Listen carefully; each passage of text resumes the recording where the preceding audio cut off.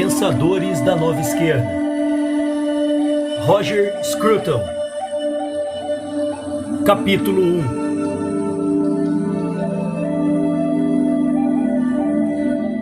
O que é esquerda? No original inglês, What is Left contém um jogo de palavras que se perde na tradução. O que sobra, ou ainda, o que resta. Nenhum pensador político na conjuntura da Europa e da América modernas pode ignorar as mudanças impostas à nossa vida intelectual pelos escritores e ativistas da esquerda. Nosso entendimento dos homens e da sociedade parece ter sido transformado não uma vez ou duas, mas centenas de vezes, pela análise determinística da história e pelas instituições fundadas em nome da política socialista. Nenhum escritor pode tapar inteiramente seus ouvidos aos argumentos e às exortações que lhes são propalados dos postos de comando da economia intelectual e moral. E embora agora seja evidente que aqueles postos foram capitulados sem qualquer disputa e continuam inadequadamente reivindicados, nem sempre se reconhece a importância de recuperá-los. A ascensão da política de esquerda durante o século XX foi anunciada por uma mudança no consenso de um pequeno grupo de intelectuais. O novo consenso era decididamente encorajar os membros da nova geração que tivessem o ímpeto e a convicção de devotarem-se à busca do poder. No longo do prazo, tais mudanças de opinião importam, e importaram desastrosamente. Mais uma vez, é necessário, creio, demonstrar o tamanho da fraude perpetrada em nome da correção teórica e da superioridade moral do socialismo. Neste livro, tomo algumas das principais figuras recentes da esquerda intelectual da Inglaterra, dos Estados Unidos e do continente europeu, a fim de examinar o título de sabedoria que alegam ter e que outros lhe atribuem. Não há dúvida de que não fosse a estatura intelectual dos escritores como Hill e Williams, na Inglaterra, Galbraith e Dworkin, nos Estados Unidos, Habermas e Foucault, no continente europeu, a esquerda não desfrutaria de toda sua atual credibilidade. Além disso, parece-me que muito do que é interessante e verdadeiro nesses escritores pode ser desvinculado da ideologia que lhes proporcionou o apelo em voga. O uso moderno do termo esquerda deriva da Assembleia dos Estados Gerais de 1789, quando na França a nobreza sentou-se à direita do rei e o terceiro estado à sua esquerda. Poderia ter sido o contrário. Na verdade, era o contrário para todo mundo, menos para o rei. Contudo, os termos esquerda e direita permanecem conosco e agora são aplicados a facções e opiniões em toda a ordem política. O quadro resultante das opiniões políticas difundidas numa única dimensão só faz sentido localmente e apenas nas circunstâncias de um governo de oposição. Além do mais, mesmo quando esse quadro captura os contornos do processo político, dificilmente consegue fazer justiça às teorias que influenciam esse processo e que formam o clima de opinião no qual floresce. Por que então usar a palavra esquerda para descrever os escritores estudados neste livro? Por que usar um simples termo para abarcar anarquistas como Foucault, marxistas dogmáticos como Althusser, liberais como Dworkin e céticos satíricos como Galbraith? A razão é simples. Muitos daqueles que discuto aqui estiveram associados com o movimento que se autodenominou Nova Esquerda. Outros fazem parte do vasto campo de visão, a partir do qual a Nova Esquerda ergueu seu hostil e intransponível promontório. Todos contribuíram nos anos 1960 e 1970 para a formação de um consenso de oposição. Sob a influência desse consenso, deixou de ser respeitável defender os costumes, as instituições e a política dos Estados ocidentais. E muitos intelectuais voltaram a aceitar a teoria e a prática do comunismo. Não se poderia pensar, contudo, que a Nova Esquerda representa uma divergência inadvertida. Pelo contrário, é simplesmente a mais recente explosão de uma força proeminente na política desde 1789. O intelectual de esquerda é tipicamente jacobino. Acredita que o mundo é deficiente em sabedoria e justiça, e que a falha reside não na natureza humana, mas nos sistemas de poder estabelecidos. Ele se opõe ao poder estabelecido, como defensor da justiça social que retificará a antiga queixa dos oprimidos. O intelectual da Nova Esquerda é também um libertário. Ele deseja justiça social para as massas e também emancipação para si mesmo. A opressão que rege o mundo, acredita ele, atua externa e internamente. Ela ata a massa da humanidade em cadeias de exploração e, ao mesmo tempo, gera uma consciência peculiar, uma escravidão interna que aleja e deforma as almas das pessoas.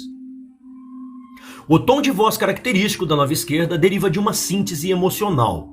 O novo intelecto advoga a velha ideia de justiça, mas acredita que a justiça envolve sua própria emancipação de todo o sistema, toda estrutura, toda restrição interna. A importância moral desta síntese é óbvia. Ao unir o clamor contemporâneo por uma libertação à antiga causa da justiça social, a Nova Esquerda defende interesses da humanidade, mesmo quando se inclina de forma contundente em direção à libertação e ao engrandecimento do self.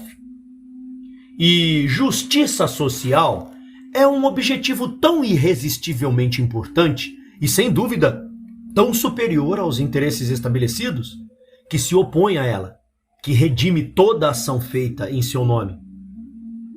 Sem nenhum pudor, o defensor da justiça social regozija-se com o ardor do combate e, no caso de aliar-se a fanáticos, pode até se tranquilizar, assumindo que se trata de um modo antigo de virtude.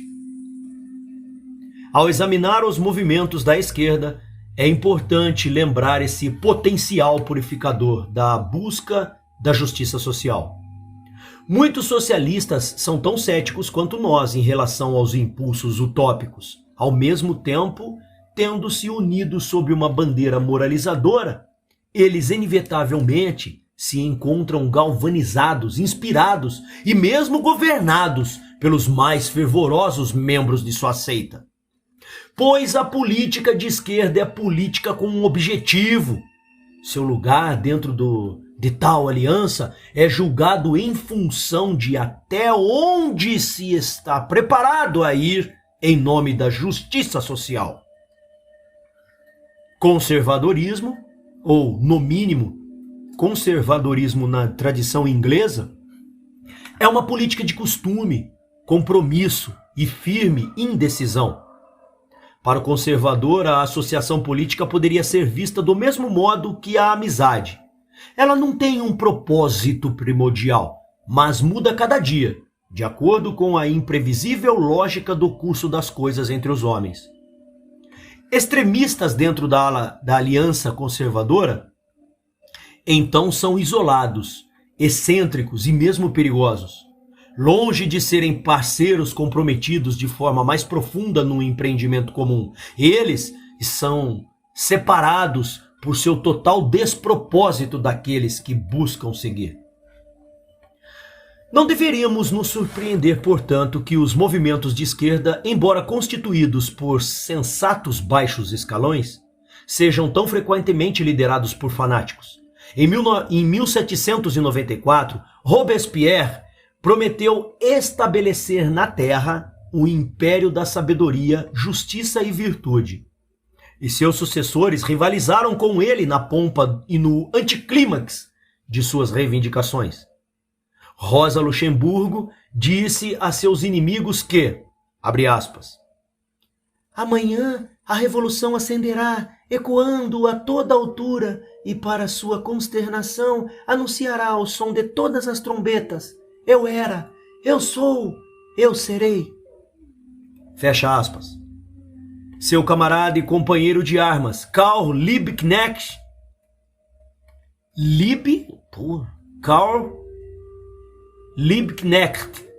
Liebknecht, deve ser isso o nome, prosseguiu,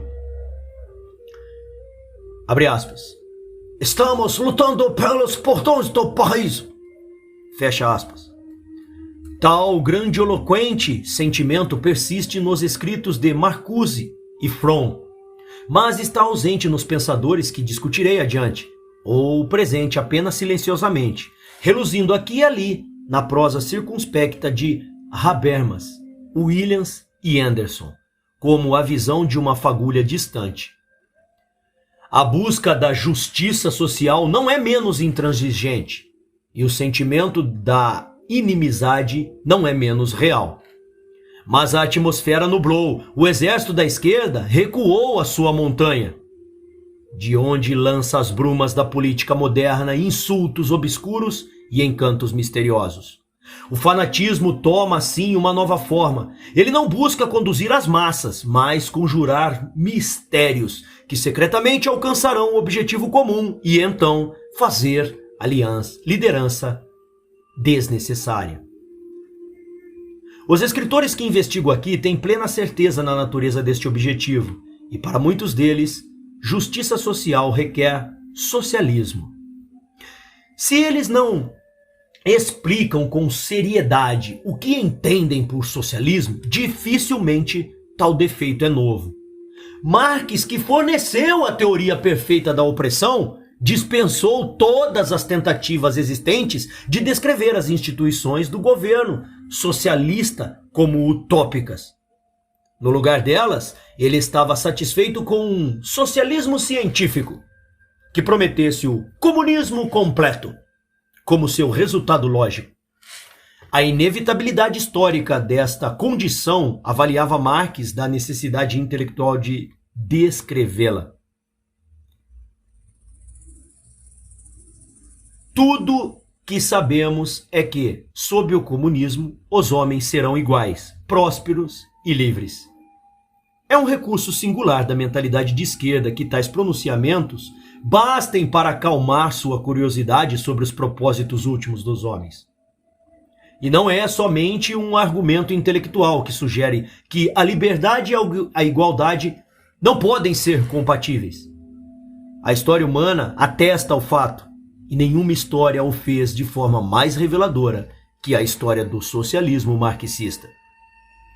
Os escritos da nova esquerda mostram, portanto, uma preocupação ansiosa e defensiva com a história. A história da esquerda tem uma agenda oculta. Ela deseja mostrar que a história está inclinada em uma direção socialista. As forças de reação são frequentemente vitoriosas, mas só porque o socialismo as mobilizou em prol de si mesmo. Mas ainda, o socialismo, apesar de seus defeitos, certamente triunfará, e então suas promessas se cumprirão. As aparentes crueldades e colapsos nada mais são que distúrbios locais, que não fossem as forças de reação não teriam ocorrido. Mesmo agora, os intelectuais de esquerda dizem-nos que a opressão comunista é causada não pelo comunismo, mas pelo cerco capitalista. Nem tantos foram tão longe quanto Chomsky, que parece capaz de tempos em tempos de negar tudo, talvez mesmo dos massacres da Pol Pot. Mas não há um simples pensador da esquerda, até onde eu consigo enxergar, que esteja tão disposto a responsabilizar-se pelas crueldades perpetradas em nome de seu ideal, embora todos sejam inflexíveis em afirmar que as crueldades de todo o ancien regime devem ser imputadas àqueles que o defenderiam. A história da esquerda é a expressão da mentalidade em apuros. E somente quando reconhecemos isso podemos perceber sua estrutura essencial como um mito. Ela toma o auto-engano heróico de uma Beatrice Webb a viajar no sombrio mundo do comunismo e vê nada senão luz. Mas intelectuais menos talentosos podem ainda apropriar-se do passado e remodelá-lo de acordo com a necessidade da doutrina. O clima de traição dispersou-se, mas permanece o anseio por um propósito de redenção mundial, aquele que estabelecerá finalmente o império da justiça social. Aqueles que tentam chamar a atenção para os fatos inquietantes ou que dizem que a justiça social podem ser intrinsecamente indesejável, são ignorados ou demonizados. E tudo o que aconteceu nas décadas recentes de forma a mudar as mentes dos homens não comprometidos, deixou a mentalidade socialista impassível. A assimetria moral, a expropriação pela esquerda de toda a bagagem da virtude humana, então acompanha sim uma assimetria lógica, ou seja, uma suposição de que o ônus da prova recai sobre o outro lado. Nem é possível que esse ônus seja aliviado. Considere as teorias de Marx. De sua primeira enunciação despertaram as mais animadas controvérsias, e é improvável que elas pudessem permanecer intactas. Na verdade, parece-me que tudo das teorias de Marx foi refutado. A teoria da história por Maitland, Weber e Sombart, a teoria do valor Bohm, Bauerk, Mises, Sraffa e muitos mais. A teoria da falsa consciência, a alienação e a luta da classe por uma ampla gama de pensadores. De Mallock e Sombart a Popper, Hayek e Aron. Nem todos aqueles críticos poderiam ser colocados na direita do espectro político. Nem são eles todos hostis aos ideais de justiça social. Ainda que nenhum deles, até onde sei, tenha recebido da nova esquerda, uma resposta mais persuasiva do que zombaria. Isso não é porque a nova esquerda considera o marxismo clássico um defunto e a discussão continuada de seus princípios inútil. Pelo contrário, as afirmações centrais marxistas são recorrentes nas obras dos autores que aqui investigo. E, como regra, elas não são nem refinadas nem qualificadas, mas inexpressivamente assumidas como as premissas incontroversas da análise social. O crítico da doutrina de esquerda é então compelido a refletir sobre a sua própria posição.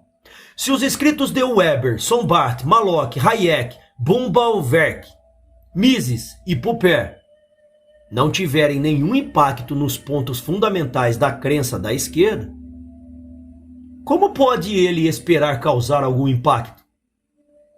E como é que ele responderá à pressuposição de que carrega o ônus da prova, quando os pensadores com tal poder e seriedade foram incapazes de aliviar esse ônus, ou mesmo de atrair a atenção daqueles que eles deveriam persuadir? O mínimo que pode ser dito é que não estamos negociando com um sistema de crenças sustentadas racionalmente. Como tento mostrar, as proposições importantes do pensamento de esquerda são precisamente aquelas que não podem ser questionadas. O marxismo-leninismo, por exemplo, reivindica que suas crenças fundamentais têm o estatuto de ciência, ainda que seja claro para qualquer observador neutro que essas crenças foram colocadas além das ciências, num reino de absoluta autoridade, que jamais poderá ser acessado pelos não iniciados. Marxistas referem-se a esta santificada esfera de elocução oficial não como uma crença ou teoria, mas como praxis. A doutrina torna-se inseparável da ação revolucionária.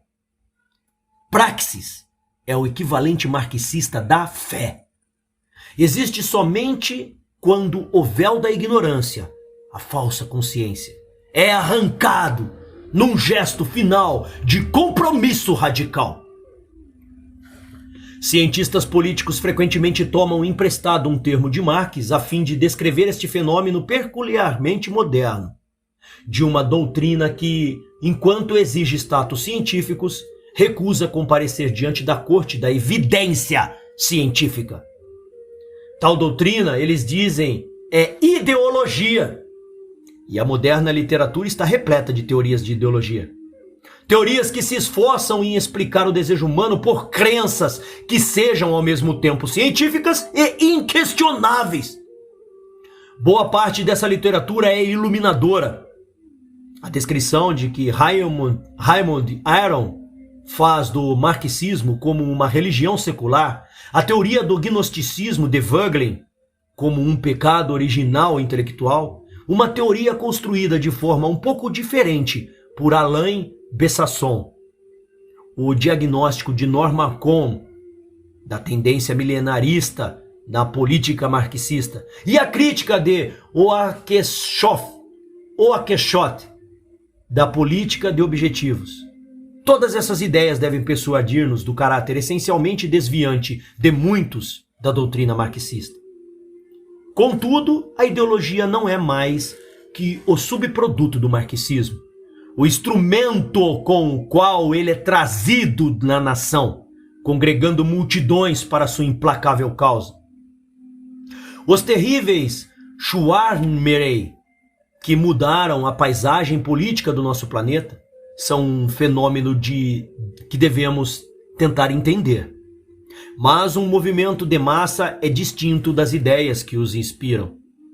As ideias que são recebidas como ideologia podem ainda ser sustentadas por argumentos fundamentados, como é o caso com o marxismo clássico. Portanto, preocupei-me menos com a ideologia de cada escritor e mais com o caminho intelectual seguido por ele. É compreensível que nada do que afirmo possa ter qualquer impacto naqueles que adotaram esta ideologia. Mas, concentrando-me em argumento e ideias, é possível que eu consiga falar àqueles que ainda podem ser convertidos. Poucos dos pensadores que estudo neste livro nadam nestas correntes centrais do marxismo tão lucidamente cartografadas por Kolakowski. Muitos deles eram desconhecidos antes da Revolução Universitária dos anos 1960, e todos deveriam ser compreendidos à luz daquela revolução, para a qual forneceram proveitoso combustível intelectual. As condições que prevaleceram em 1968 contribuíram com um novo terreno para um sentimento revolucionário. Universidades foram tomadas por uma geração que atingiu a maturidade sem a experiência da guerra, e cujos antepassados tinham, em sua maioria, recebido pouca educação. Eles obtiveram este novo privilégio em circunstância de afluência e expansão, quando os últimos vestígios das tradicionais privações estavam sendo destruídos e desintegrados. Nada é mais marcante do que o entusiasmo com o qual este novo público recebeu os pensadores mais medíocres, tediosos e ignorantes, desde que estes tocassem algum acorde de afinidade radical.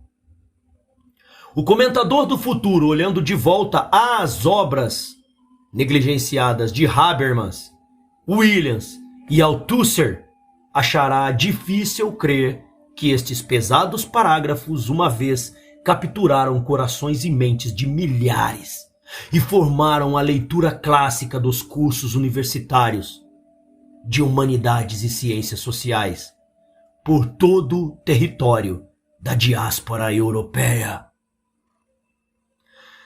Desde que esse comentador tenha paciência descobrirá as razões para o apelo de tais escritores em uma geração alimentada pela promessa da justiça social. Os alunos dos anos 1960 e 70, oriundos das mais diferentes classes sociais, educados inapropriadamente, fragilizados por sua ignorância da história e da cultura de seus ancestrais, estavam ávidos por a doutrinação. A doutrina tinha de conformar-se às duas necessidades que os agitavam. Ela tinha que prometer que, em um só e mesmo gesto, a liberação individual e a justiça social para as massas. A mensagem da nova esquerda era simples: todo poder no mundo é opressor e todo poder é usurpado. Estipemos este poder e teremos justiça e libertação juntas. A nova geração não estava disposta a perguntar a questão fundamental: como a justiça social, entendida segundo um paradigma igualitário, pode ser conciliada com a libertação? Desejou somente a garantia da autoridade que validaria seu parricídio e recebeu tal garantia das encantações elegíacas da esquerda. Os novos pensadores desviaram sua atenção da difícil tarefa de descrever o futuro socialista e focaram na fácil diversão da destruição. Tomaram a fúria respeitável e o blá blá blá, a marca do sucesso acadêmico. Com a rápida expansão para as universidades e politécnicas, além do recrutamento em massa dos professores desta superexplorada e subnutrida geração, o status da nova esquerda foi assegurado. Repentinamente, as instituições de ensino inteiras estavam nas mãos de pessoas que haviam identificado as recompensas da vida intelectual por meio de fantasias de ação coletiva e que viram a principal utilidade da teoria na sua capacidade de sufocar as questões que forneceriam um impedimento robusto à praxis. Para as tais pessoas, a nova esquerda era o paradigma do esforço intelectual de sucesso. Os escritores que analiso neste livro foram escolhidos menos por seus méritos intrínsecos que por sua capacidade representativa. Alguns deles são broncos e abjetos. Outros são inteligentes. Pelo menos é uma espécie de gênio. A influência deles de nenhum modo corresponde ao seu mérito intelectual. E quem quer que deseje familiarizar-se com a paisagem intelectual dos anos 60 e 70 deve necessariamente vagar por vastas áreas do território infértil e percorrer escassos desérticos oásis. Tomei alguns atalhos, algumas vezes limitando-me a uma única obra ou a uma pequena seleção de obras dos autores escolhidos. No entanto, as ideias e os argumentos que discuto parecem-me ilustrar os caminhos centrais do pensamento da nova esquerda. Espero apenas que este livro poupe o leitor de algo da tortura mental que experimentei enquanto o escrevia, e que estes capítulos possam servir como um mapa deste inóspito terreno, no qual os riscos estão claramente definidos, e os poucos lugares agradáveis são remotos. Alguns pensadores omitidos certamente poderiam ter sido incluídos. Em particular, o leitor perceberá a ausência de Marcuse e Chomsky. Escritores que, em seus diferentes modos, exerceram tanta influência sobre a geração do Vietnã quanto qualquer outro que investigo nestas páginas. Não peço desculpas por isso, não. Apenas gostaria de assinalar que Marcuse já foi efetivamente discutido e que o pensamento político de Chomsky é muito desprovido da teoria para os meus propósitos. Trata-se, na verdade, de pouco mais que uma posse, embora Trata-se, na verdade, de pouco mais que uma pose, embora uma pose à qual muitos aderiram furiosamente. Se estes dois pensadores são lembrados como os principais representantes da rebelião juvenil, é porque exibem tão copiosa e efetivamente a mentira da qual rebelião emergiu. Chomsky manipulou fatos, deliberadamente escondeu tudo o que é terrível no comunismo e tudo o que merece crédito no país em que escolheu morar. Marcuse já teve motivo ainda maior de gratidão em relação à América. Não manipulou fatos, senão a linguagem, descrevendo como tolerância repressiva a virtuosa recusa para pôr fim às suas mentiras. Mas o clima de opinião mudou, e poucas pessoas estão dispostas a prestar atenção em pensadores cuja linguagem exibe sua indiferença à verdade de forma tão flagrante. Aquilo que é interessante em seus argumentos eu investigarei, portanto, através da obra de alguns outros expoentes. Continua no próximo capítulo.